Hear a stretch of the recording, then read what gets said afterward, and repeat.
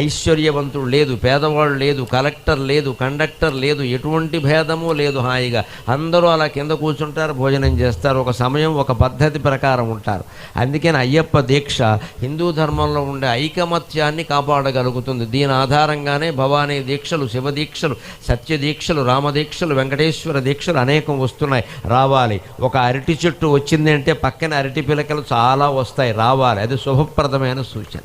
ఎవరి ఇష్టమైన దైవాన్ని వారు కొలుచుకుంటారు. 40 రోజులు, కొందరు 20 రోజులు, కొందరు 18 రోజులు, కొందరు కొలుచుకోనివ్వండి. మనదేం పోయింది? హిందూ మతం అంటే అంత భిన్నత్వంలో ఏకత్వం, భిన్నత్వంలో ఏకత్వం. ఈ శరీరంలో అవయవాలన్నీ భిన్నమే. ఇందులో ఎముకలు వేరు, చాలా గట్టిగా ఉంటాయి. మాంసం, కండరాలు అంత గట్టిగా ఉండవు, కొంచెం మెత్తగా ఉంటాయి.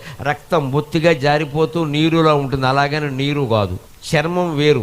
ఇన్ని రకాల భేదాలు ఉన్నాయి, కానీ అన్నీ కలిపి శరీరం ఒక్కటే కదా. అలాగే భిన్నత్వంలో ఏకత్వాన్ని మనం